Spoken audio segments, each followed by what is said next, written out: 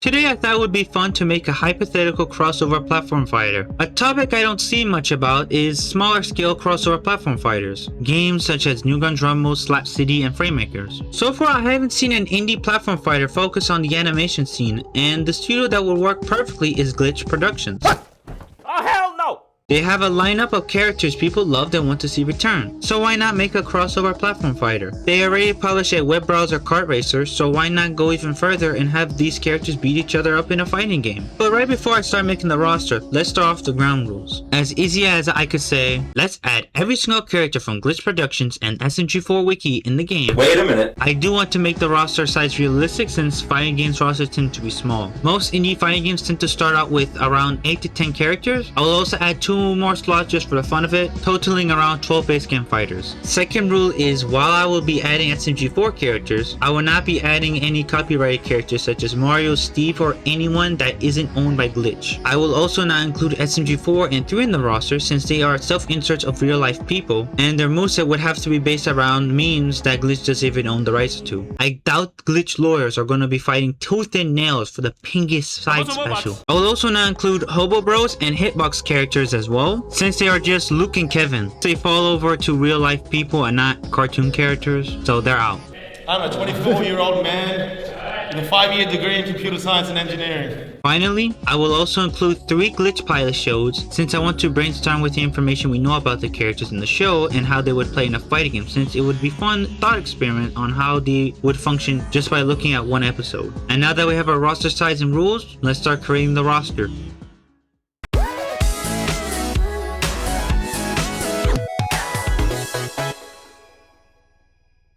Metarunners are the best of the best. That is, until the world sees what I have planned. Until the world sees you, Tari. Tari from Metarunner. Imagine not having Tari in your crossover game. That would be ridiculous.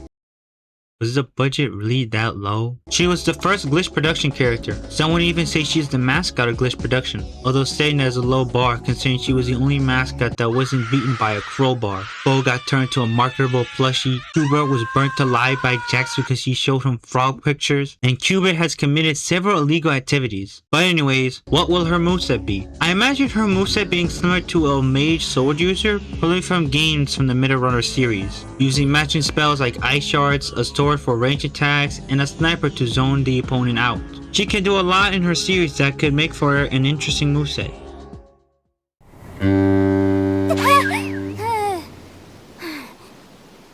Well, this is a nice change. Meggy from Sunsetparadise. While Sunsetparadise isn't a well-beloved show compared to Glitch newer shows or even Metarunner, she hasn't made any appearances in Glitch marketing and wasn't even playable in Glitch cards. But I still feel like Meggy deserves her spot since Sunsetparadise is Glitch's second show, so there is history with the company, and Meggy is a fighter. She would fit great in an all-rounder role similar to Mario from the Super Smash Bros series, where she has everything for a beginner to pick up and play. What have our parents done for the past forever while those things build a spire of corpses? Hide under the ice behind 3 stupid doors? It's like we're waiting for an inciting incident. Anyway, that's why my project is this Sick as hell railgun! Uzi from Murderdrones. Murderdrones is without a doubt making it to this roster. It is Glitch's first show that expands upon Glitch as a studio. Uzi is still a popular character, and as for moveset, she has a railgun, mobility from the anime she pirated. She can even transform into her silver form for strong and special attacks. You could do a lot with this character. My! It appears a new human has entered this realm! What's going on? I put on some weird headset and now I'm here. Who are you people? Why can't I take it off?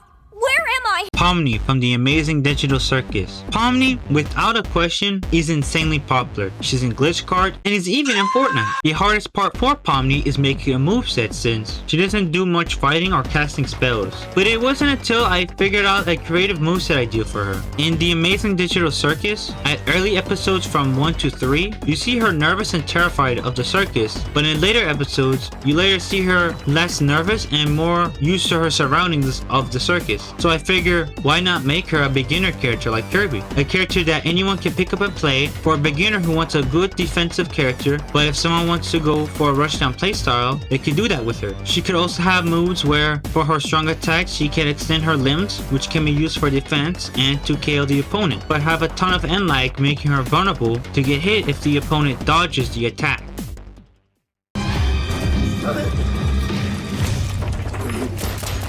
So, Jack, as I was saying before you bolted on us, my blood, it's purple. Right!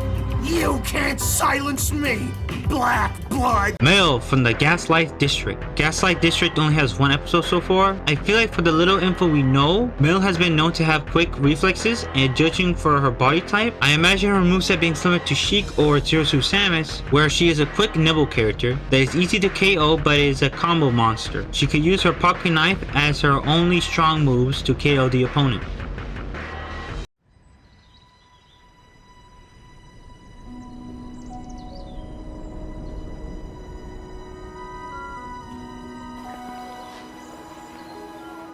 You two are our last hope. This village is our home, and we'll protect it. Together. Kit from Gameoverse. Gameoverse only has 1 episode so far, but she already looks like she would fit really well in a platform fighter. Her gauntlets can transform into arm cannons, shooting powerful energy bullets. You can even have them charge, just like Samus charge shot in Smash Bros. And if they ever consider adding super moves, Kibble's star armor has to be her super. There's a lot you could do with Kit, and we've only seen a single episode. Who knows what abilities she could have next? Now that we have most of the main characters that will be in the base roster, it's time to add some supporting characters. So far we are halfway through the roster, so we have 6 supporting characters to add. Let's start off with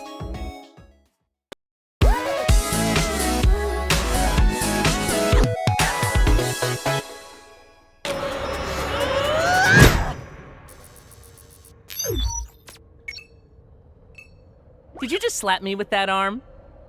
Holy crap, it talks. Yeah, sorry, it's just my, head kinda hurts.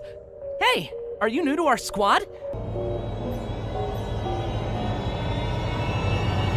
I'm Serial Designation N. Nice to meet you. N. N is the second most important character in the series. Unlike Uzi, he is a drone, which means he can do a lot of things Uzi can't do, such as using his tail to stab the opponent with 9 Knight's asset to slowly drain their health, has a glide, can use his claws to slash the opponent, and can use his arms to interchangeable to his desires. Time to do some double reviews. As time goes on, we just end up falling into our archetypes, become part of the machine. It's a part of you that's real. And the only you that you should care about is the real you. What's your archetype then? The villain? Listen, I add a key dynamic. You have to choose to love yourself. 'Cause I'm the funny one. Jax and Zubo. Jax is an insanely popular character. So popular, in fact, that he and Pomni were the only 2 characters to make it to Fortnite. And he was ranked number 1 as the most popular character from the Amazing Digital Circus popularity poll. As for moveset potential, Jax is a trickster, throwing bowling balls, using guns, pushing and shoving. Even his long limbs can be used to get some space with him and the opponent. And while Zubo isn't as popular as Jax, they do have potential to bring something new, which is them switching their limbs. In each episode, Zubo's limbs would change, and I imagine their gameplay being similar to Min Min Down Special, where each limb has a different property. Their crab claw arm would be slow but pack a punch, a springy arm which does low damage but is great for reach, and a regular arm which is an all-rounder. Redhead! Cropper needs a favor. He's left in 3, 2, 1. Ken the Butcher and Breadhead. One thing I noticed is we are lacking any form of heavyweights, so Ken will fill the role as the game tank. He will easily ignore weaker attacks similar to Bowser Tough Guy, and would use his cleaver to slash the opponents. I imagine most of his moves being similar to Jason from Multiverses, a big strong tank that can slash, grab, and KO the opponents at early percentages if they're not careful. Breadhead will be the massive grappler. He has a huge body which makes him exceed on range on normal attacks, and one of his specials, he can gain more strength by consuming quick rising yeet, which can ignore any opponent's attacks at him and leave him to have super armor for a few seconds, with the perk of him dealing more damage. But the downside is he has a slow recharge and you walk slower, so it's best to use the quick rising yeast when you want to turn the tables. And now for the final base roster character.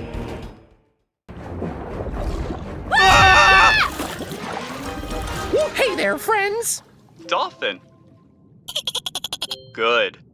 Flappers the Super Dolphin. Flappers is a lightweight grappler. I imagine his gameplay being similar to Calaman from Duels of Fortune, having a burst option to grab the opponent and hit them. Flappers can reflect projectiles using his tornado roll, which can suck up projectiles and throw it at the opponent. The tornado is active for a while for Flappers as a defensive option since he is a quick, but it's also lightweight. And there it is, the full base roster. But a simple base roster can't be enough. We have to include the boss. There needs to be context as to why characters are fighting each other. So I have decided to add 2 bosses in the game arcade mode. A false boss and a true boss. Let's go through the false boss.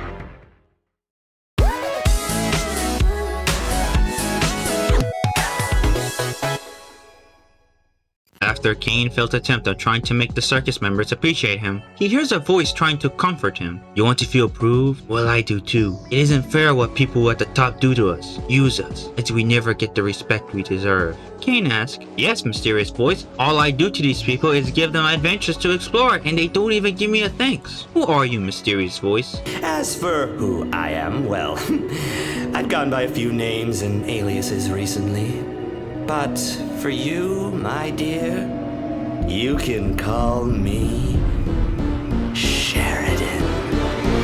Sheridan has taken control of Cain, turning him into his god form from episode 8. Sheridan used Cain god form to not only gain access to Tari, but from the entire glitchproduction universe. I mean, why settle on taking control of one world when you could make it a bit more interesting, like a crossover party fighting game? But while Sheridan was hosting his tournament, a mysterious character behind the scenes noticed the glitch worlds colliding with each other as they want to take advantage of it. You kids don't understand. I am the god of this world! Wait.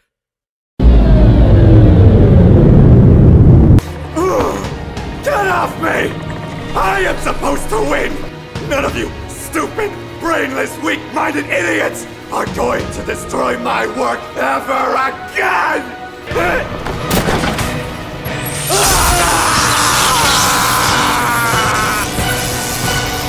Thanks for clearing the way on this planet too. Let's eat. And takes over as she fights the characters you played as during the arcade mode. Jay was able to track down Sheridan. Sin takes control of Cain Blue AI to gain Cain God form abilities. Jay notices the glitch world colliding, which gives Sin the advantage of wanting to devour their worlds. And there it is, 12 base roster characters and 2 bosses. Well, 12 characters is kinda short to leave it at that. How about DLC? Also, I like how the level count is 12 and the DLC count is 36, just like modern games. I bought some Robux. Let's start off the first DLC fighter with...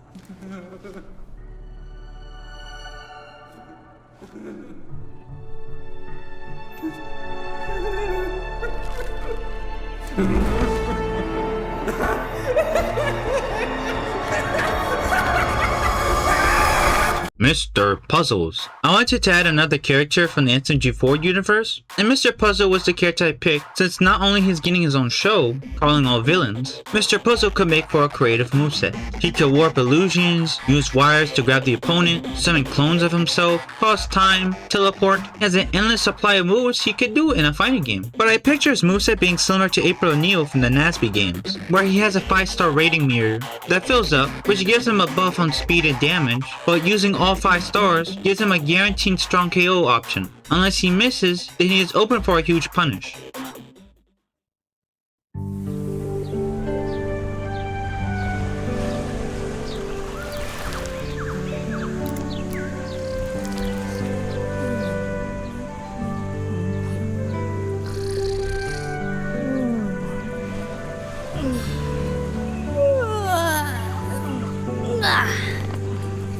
Crackerjack!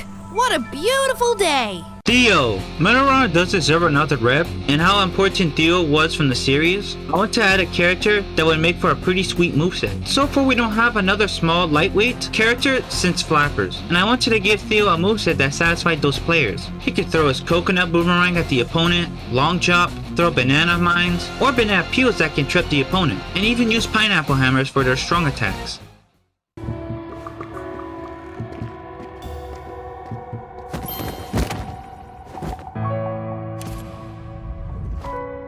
Well, hello, little ones. I'm Princess Guinevere. What are your names? Guinevere. I decided to make Guinevere a playable character, since she was playable in glitch carts, and can make for a great twisted playstyle of Peach and Zelda. I imagine she could have a gimmick where the tips of her body are the strongest with some body horror moveset. No! Please stop beating my own eggshells in front of my family!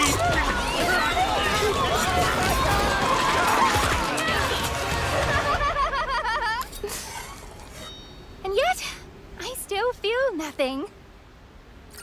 V. V was a character I couldn't add in the base game due to V and N both sharing similar abilities. However, since we're in the DLC, I decided if V was going to be in the game, she would lean into a rushdown playstyle compared to N. Having the same abilities as N, but she's more aggressive with her attacks. She can have a tag team special where she summons Sparky to open up for more combos such as a stun or a claw slash.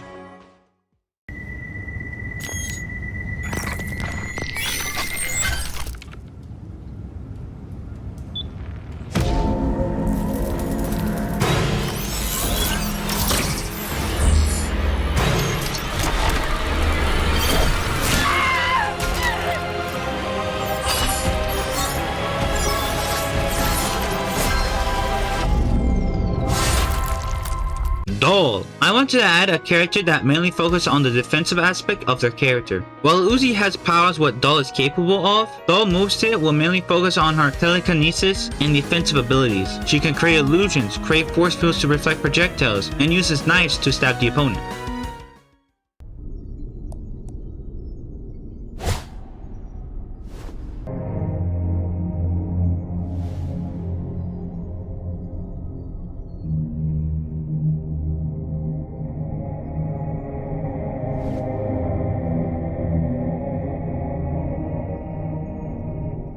Was I truly that bad?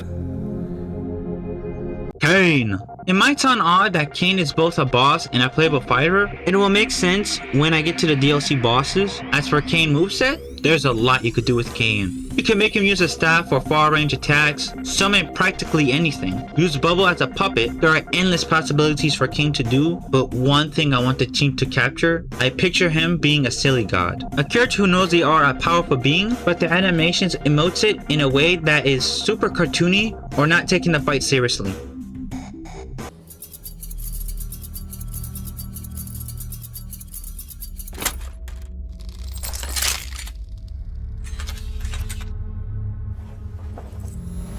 Well, took you long enough. Mr. Weapons. Once I saw the entire Mr. Weapons art, I realized how much potential Mr. Weapons has for a fighting game moveset. Look at his design. His arms can change into any weapons, such as chainsaws, flamethrowers, guns. Even his head can fire bullets. This guy can be a heavyweight projectile. A character that is slow, but can fire strong hitting projectiles. And the final DLC character goes to...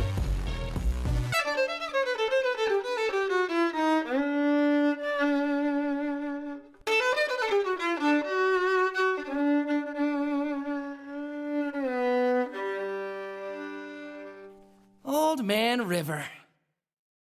That seems far too austere a name for something made of mirth and rage. Oh, roiling red blood river vein. If chief among your traits is age, you're a wily, convoluted sage. Rocky from Lackadaisy. Glitchproduction has announced they will be funding Lackadaisy. However, they don't have control of the IP, so in a sense this is the only guest character I will be adding in the DLC. But what is Rocky moveset? In the pilot, he is a zany character that goes ballistic at the thought of action. So he will have a meter where the more damage he does or is taken, he will activate a meter where he will get aggressive and his specials are all enhanced. Unlike Pomni where she has both strong defense and offense on either side, Rocky will only get better if he is aggressive. Let's say for his side special being a dynamite. Instead of throwing a single dynamite, he will throw 3 dynamites in different directions, as an example when his meter is activated. And that's the entire playable character DLC cast. But what about DLC bosses for the new arcade mode? The DLC will include a false and a true boss, just like the base game. The story this time will focus on the DLC cast. Let's start off with the first DLC false boss.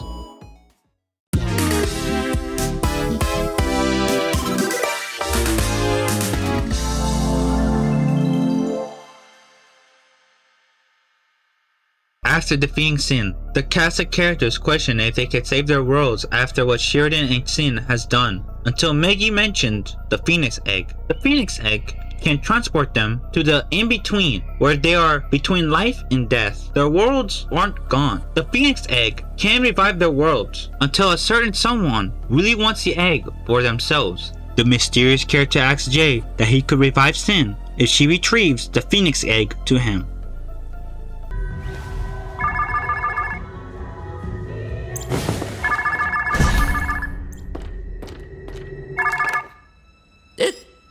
Hey, boss. Now yeah, as one leader to another, let me give you some advice.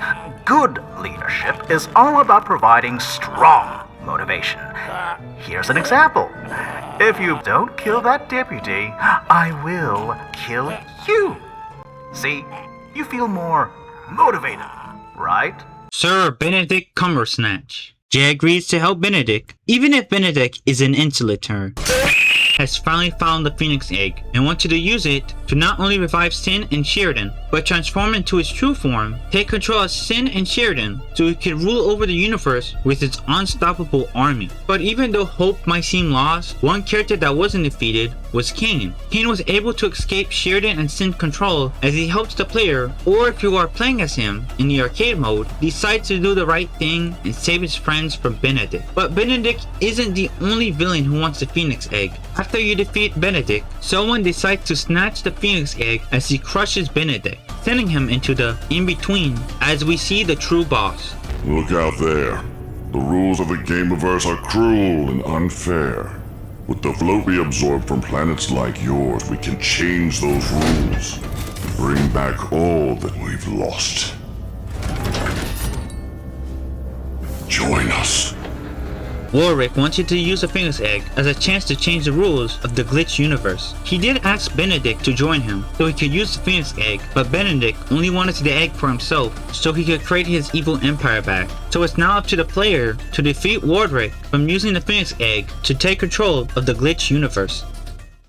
Thank you so much for watching this video. This is probably my most ambitious video yet, and I probably won't be making another video like this one anytime soon. Will this video be outdated in a year after Gaslight District, Knights of Guinevere, and Gameoverse gets more episodes? Probably. I enjoy making this hypothetical fighting game roster. Tell me in the comment section below what you want to see in a glitch production platform fighter, or a fighting game in general.